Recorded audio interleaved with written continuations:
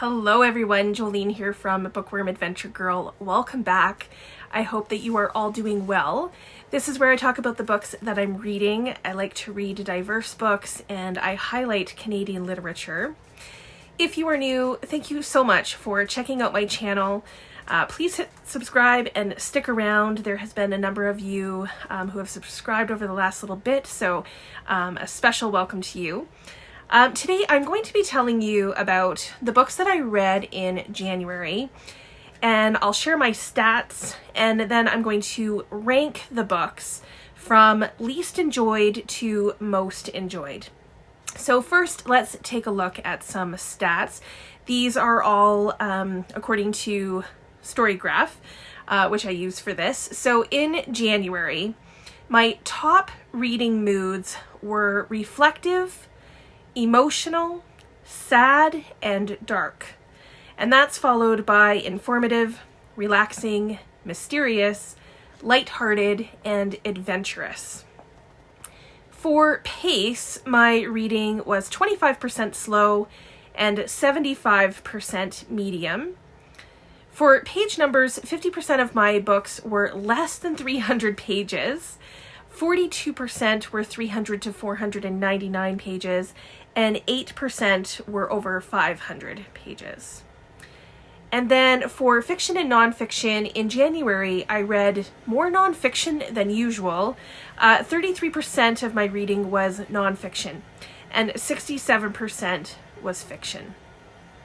My genres are a little mixed, with contemporary, true crime, literary, LGBTQIA2S+, memoir, historical, speculative fiction, thriller, politics, crime, and biography. And then finally, my average star rating in January was 3.81. So from my last book haul, you already know that the TBR stack is currently at 1,527. So let's start by bringing that stack down and we'll see where we end up. I'm going to start with books that I rated 3 to 3.75 stars. And first on my list is a nonfiction. If this wasn't nonfiction, I would have probably given it a 2 or 2.5. It's Black Klansman by Hallsworth. I was very interested in this book based on the premise. It's about Ron Hallsworth, who was the first Black police detective in Colorado Springs. And that's probably a story just on its own. But he went undercover and ended up investigating the Ku Klux Klan. So Ron Hallsworth was able to get people pretty high up in the Klan and get information that they wouldn't have had otherwise. So that sounds fascinating, but here's the thing. The book, first of all, it's not written all that well, in my opinion. There were times that it almost felt like a farce. And that made it feel, well, obviously not true, which I'm not saying it isn't, I'm just saying that's how it felt. There were elements that I believe are very true. With a story like this, I think that it should probably be treated with some more seriousness and respect, but it sometimes felt laughable and not in a good way. I also felt like the writing was just sloppy, and it was a lost opportunity, I think, if it's a true story, to tell a real story here. So I then watched the movie, hoping that would be better. And spoiler alert, it really wasn't. So for me, I'm glad that I read it because I was curious about it, but this wasn't a great read for me at all. So moving on, we are staying with nonfiction, and I am so sad actually that this is low on the list, but I will explain why. And it's 22 Murders by Palango. Now, I could talk a lot about this book because I think I'm still processing it and I'm a bit conflicted on how I feel about it.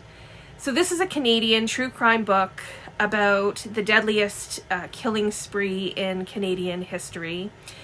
that took place on April the 18th, 2020 in Nova Scotia. So if you think back to that time, then you will know that the world was on lockdown and experiencing a pandemic. So, at least in my household, we were glued to our TV because of the pandemic. And then in Canada, because a man named Gabriel Wortman, dressed as a police officer and was in a car outfitted as a police vehicle, he killed 22 people. Many who considered him a friend and a neighbor. So there were a lot of questions about how this could happen and who this man was. There were some details that came forward, but when I saw that there was this big ass book about it, it's huge, then I thought I would give it a try. And I did learn things from reading this book. I learned more about who Wortman himself, was, his background and history, how victims were connected to him. The author also shares stories about the 22 people who were murdered, and I really appreciated that part of the story. And I also want to say that I can't even begin to imagine what researching a book like this would take. There's so many different parts and players, and keeping it all straight and organized I think would be very difficult. So while I can appreciate that, the organization of this book was really all over the place. This felt like the author had a bone to pick, and he was going to make his, points made. I would have preferred an objective perspective on the facts of just what happened. Give a timeline and then make some of the points that you want to make. But it was clear, I would say, from the very beginning that there is more here than the author just telling the events and telling the story. He definitely has major issues with the RCMP, and I am sure that there is a lot of truth to how the case was mishandled by them. But the way it's written took away from the telling of the story too. So I think that there was information, that wasn't necessarily needed. I think every big crime in Canada and Canadian history was brought up at some point, sometimes to make it a comparison and to make a point, but usually, on how the Mounties botched things up. So there was just a lot of repetitiveness. At one point, the author even says something like, you probably want me to tell you, about this, basically give you the story. And then it's like, but I'm not going to do that. I'm going to talk about this over here. And so it was just disappointing. There's also a lot of, look at me and what I have done. So, if it wasn't for me, then you wouldn't have this story. It doesn't say it quite in those words, but so there's just a lot about this book there's a lot about it that's really good. And I'm glad that someone is telling the story, but I actually think that this could be 2 different books, or one book, but a lot shorter and maybe more focused. So if you are interested in this story, then it's worth reading, but just know that it might not be exactly what you're hoping for. Okay, so this next book was the Reading Across Canada Book Club pick for January, and it's The Sisters Brothers by Patrick deWitt. This was the book club's second Patrick deWitt book, but I didn't care for this one as much as the other one that we read, which was French Exit. So The Brothers Sisters is a Western about 2 brothers, Eli and Charlie Sisters. and it takes place in the 1850s, and it does have many of the Western elements that you would probably look for in a Western. Eli and Charlie are traveling from Oregon to California, and they've been hired to kill Herman Kermit Worm, which I thought was a great name for a Western. So this is basically, you know, their adventures and misadventures along the way. It's quite violent, you know, which can be expected for a Western, but in some cases it just felt that it was overly so. There were some scenes that I felt were written really, really well, which really pulled me in, and, you know, the scenes felt real. But there were also times that I was a bit bored with the story, and I thought that the ending really missed the mark. I think that the biggest thing for me was that this is supposedly have humor, you know, dark humor, which I don't mind. I actually appreciate that. But I seem to have completely missed the humor, with the exception of a line or two. So I was hoping to watch the movie for this as well, to see if the movie was able to bring, you know, the humor to life and to light for me. But I haven't had a chance to watch it yet, so that's still a possibility. Plus, the movie has an interesting cast of characters. Joaquin Phoenix and John C. Reilly play the two brothers. So I would watch the movie, and I will read more by Patrick deWitt. But yeah, this wasn't my favorite. Next up is another true crime. I must have been in the mood for true crime in January. So this one, this has been on my shelf for a long time, and it's a story that I've actually been following since I was a kid, in the early 80s. And it's called Bringing Adam Home. It's by Lee Standiford. So depending on your age, you may remember the story of Adam Walsh, who was a 6-year-old boy who was kidnapped from a Sears department store. That was in 1981. He was murdered and decapitated. His head had been found in a ravine a couple of weeks after he was taken. And this story was everywhere at the time. And I remember as a young kid myself watching the made-for-TV movie about it and thinking that could happen to me. The story also caused, I think, a shift in how parents guarded their children and didn't give them as much freedom. And it was also the case that changed how law enforcement handled child abduction. Because in 1981, there was nothing in place to really investigate missing children. If your car was stolen, yes, no problem. If your child was taken, there was nothing. So John Walsh, Adam's father, became a household name. You may know him as the host of America's Most Wanted. So him and his wife, Reve, they've done so much for missing children and their families, and they've really changed how we look at things like that.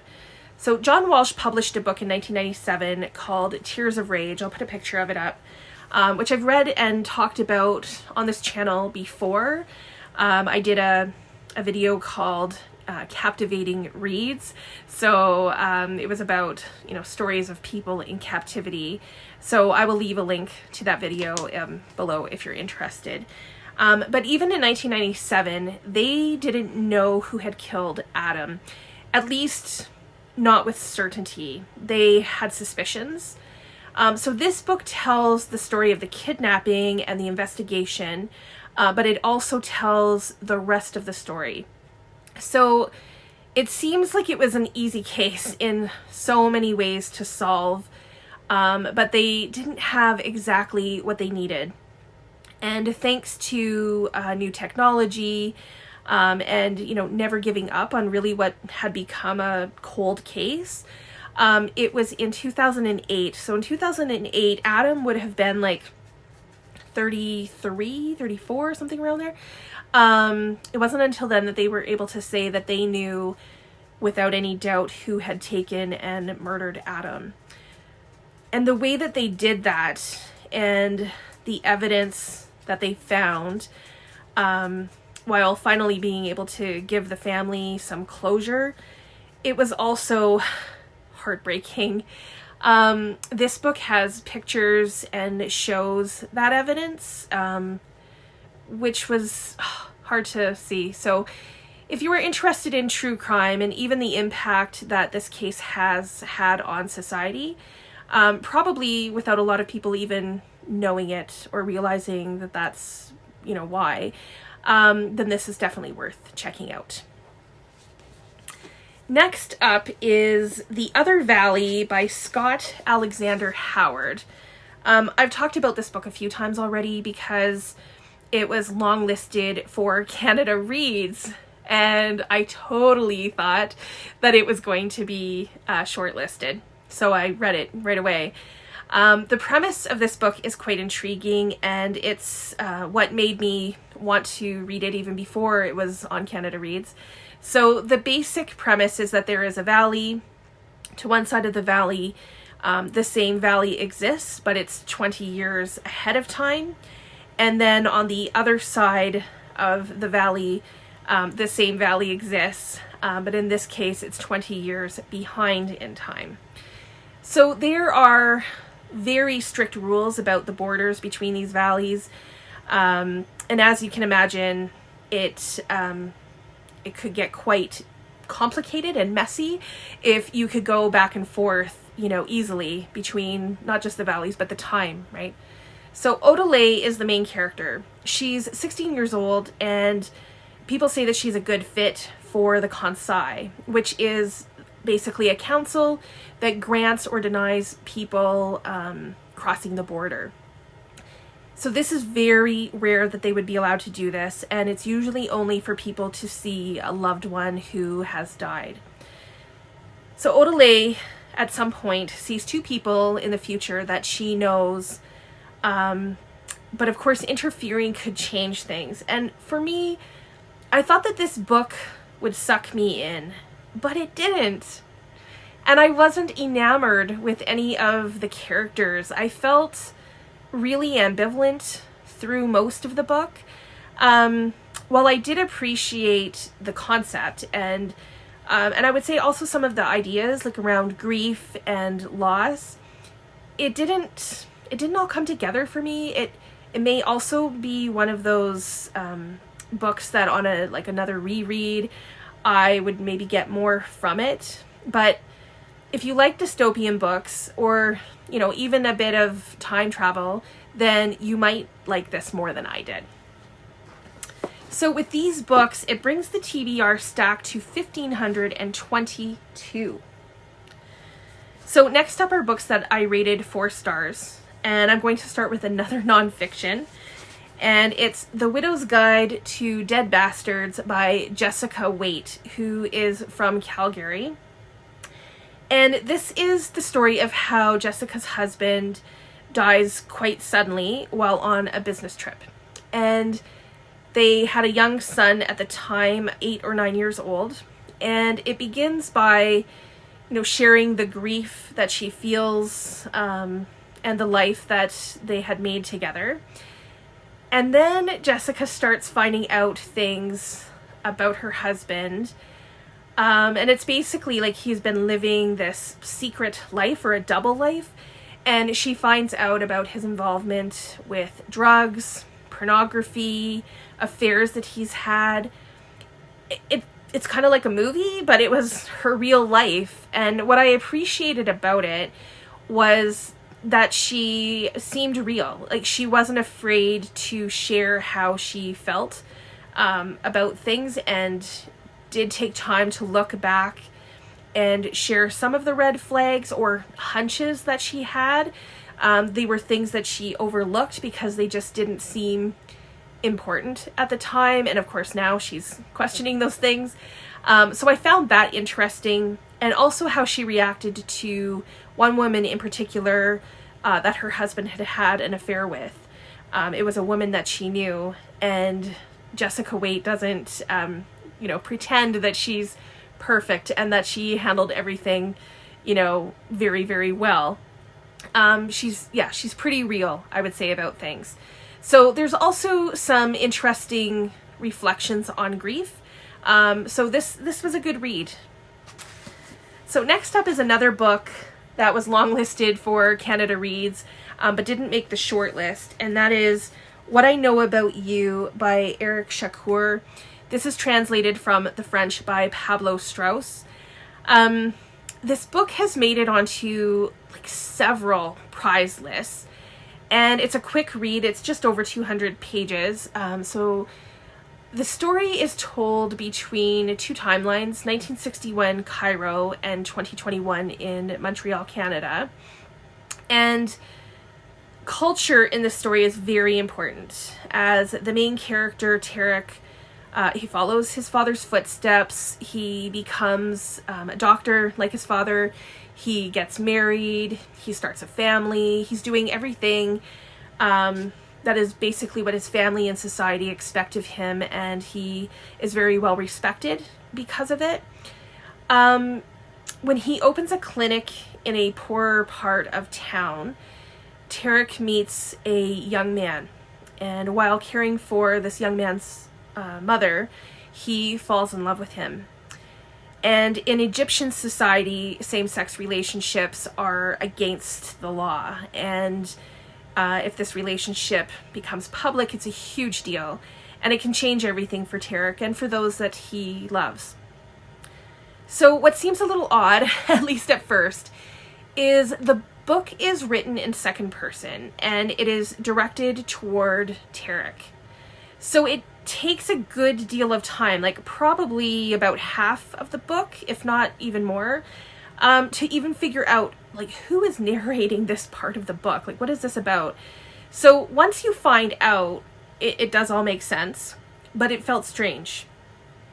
The second part of the book is in first person, and it's Tarek giving his own account of the story. And this changes things, and the story it started to take shape. And while I think this was a really good story, the emotional part for me was missing. This is a sad story, but I wasn't as invested as much as I wish I had been. I did notice that French reviewers seem to rate this book higher. So I don't know if maybe something is lost in translation, because I do feel that, the potential for a lot of emotion was there, but maybe that was just me. So, I thought the translation was okay too, because it read fine. But next up is The 3 Lives of Cate K by Cate Fagan. I received an ARC from the publishers from Atria Books. And this book grabbed me from the beginning. Right away that the main character has had several identities, but you don't know why. And so I was intrigued. This book has been compared to The 7 Husbands of Evelyn Hugo. I find that to be quite a stretch.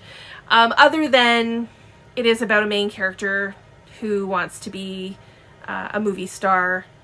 There's a lesbian relationship. That's about, that's many. That could probably be a lot of stories. So I just would say going into this story, just read it as its own story and don't compare. So throughout KK's life, she has been Annie, she's been Cass, and Cate. And these different identities represent different parts of her life. And she's now a famous writer, but no one knows who she is. So she is writing her memoir, which is supposed to be this book. And in this memoir, she's supposed to share who she really is. And in order to do that, she has to tell a very big secret. So I thought this book was a quick and enjoyable read. It also felt a little too safe for me, or maybe too convenient sometimes. Some people are calling this a mystery. I wouldn't really call it a mystery either. I liked the coming of age aspect of it. But yeah, the ending was just okay for me. I like the first part of the book, I think, most. I would definitely read more by this author because there was, some, I would say that there's some good character development. And yeah, I think that there's potential for, a really good story. Next is an author that I am so glad that I've read. Lullabies for Little Criminals by Heather O'Neill. This is Heather O'Neill's debut novel, and I didn't know what to expect, but I was pleasantly surprised by this. This was also one of the 67 best CanLit books of the 21st century that all of you voted on.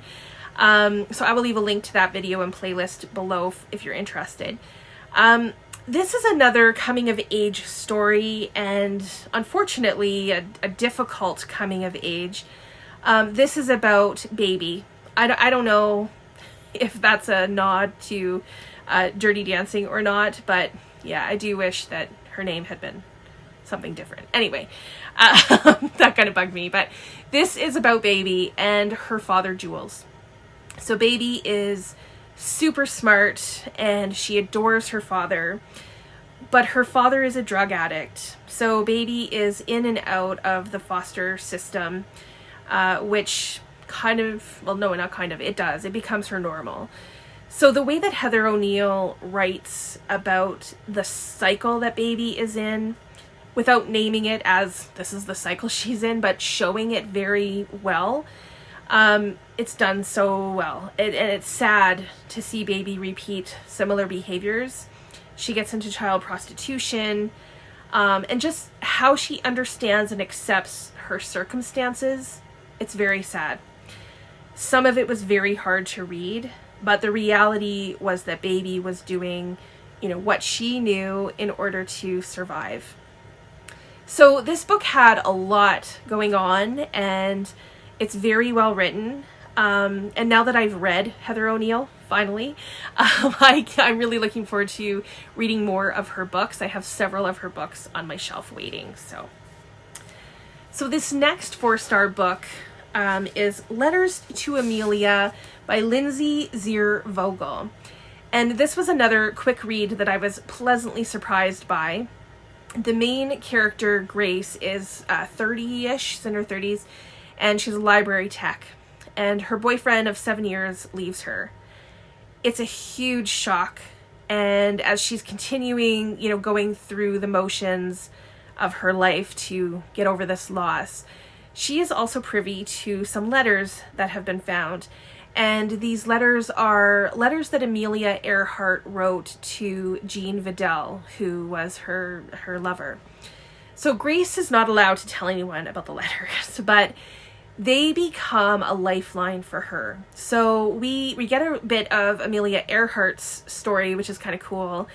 And then through Amelia, Grace finds her own strength to be who she wants to be. And Grace then finds out that she's pregnant, and she begins to write to Amelia as a way to connect and find inspiration. And it even gives her the courage to go on her own journey of sorts to learn more about Amelia's story. And the book is also a bit of a love letter to writing letters and, what letters offer us. For those of you old enough to remember, what it's like to receive a letter in the mail, from a friend, or even to write those letters. They had a life of their own in so many ways, and that comes through in this book. So this was overall just a feel-good, cozy read, and it was interesting how the author brought all of the different, elements together. Okay, so with these 4-star books, that brings the TBR stack to 1,517. Now for my highest rated books. So this next book I rated 4.25 stars, but I'm not sure if it's holding up to that. It could. It's Hum If You Don't Know the Words by Bianca Marais. And this is another debut novel.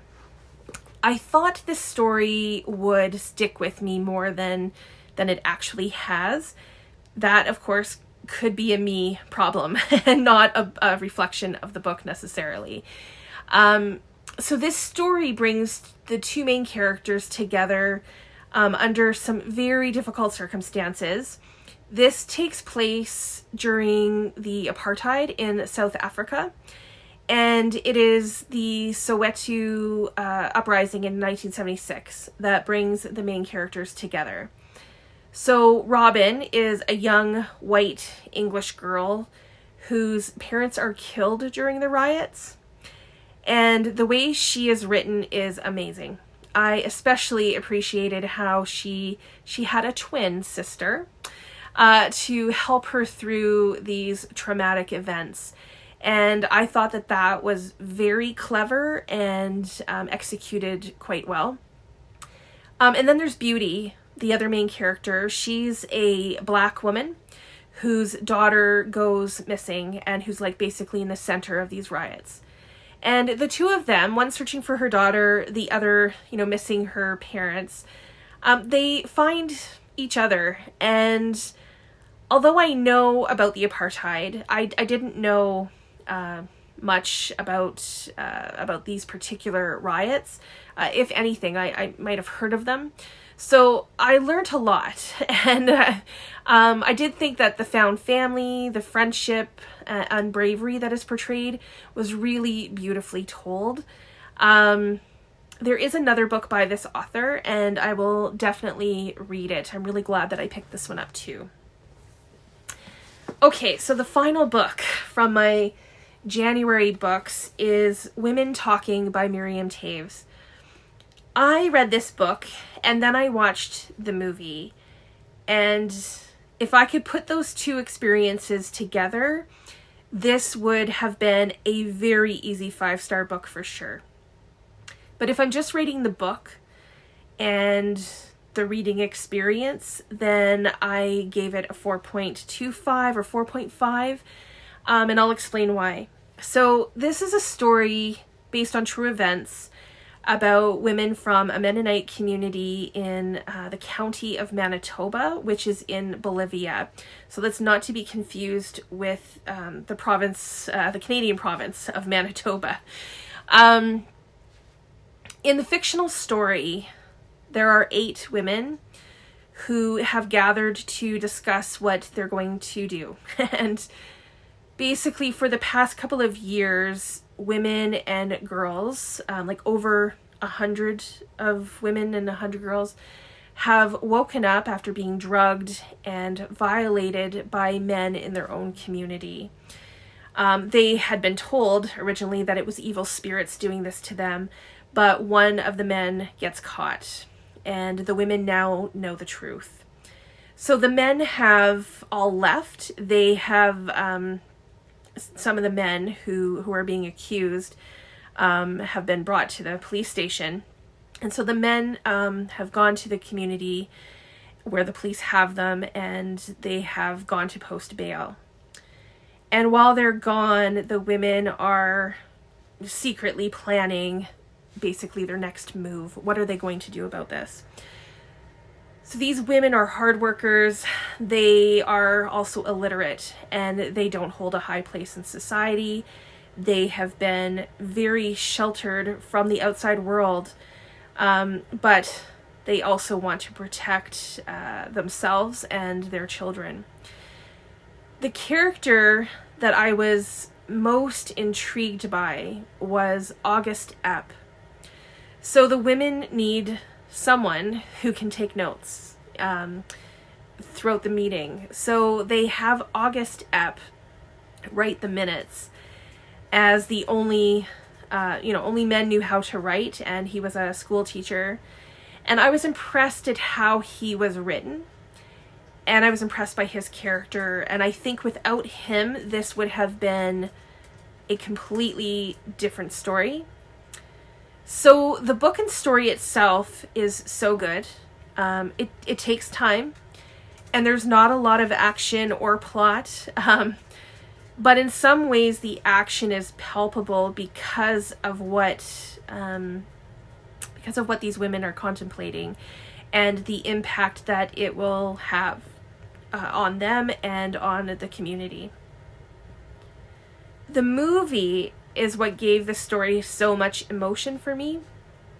The visuals were, again, they were subtle and simple, but in that it was beautiful and there was raw emotion and it was powerful. The actor Ben Whishaw plays August, and I think that he was so well casted. He played him to perfection. And this is a story that I have continued to think about ever since I finished it. I would read it again, and I would watch the film again. I highly recommend this one if you're up for it. So with these final books, it brings the TBR stack to a final 1,515 for the end of January. So those are all of the books that I read in January. You know, some more disappointing books, but some pretty decent books too. And, you know, of course, the book that has continued to stay with me, and the one that I still find myself, like I said, thinking about is Women Talking. But I do think that after reading the book, even if it wasn't, you know, what you were expecting or hoping for, I think that watching the movie will definitely bring the story together and, I don't know, just give it more emotion, as I said. So please let me know if you have read any of these books, if any of them spark your interest, if you're curious about any of them. Would you like to read any of them? Let me know what books you read in January that you would recommend. I'd love to hear all about that. I look forward to chatting with you in the comments. As always, thank you so much for watching. I hope you enjoy the rest of your day, and don't forget to make every day an adventure.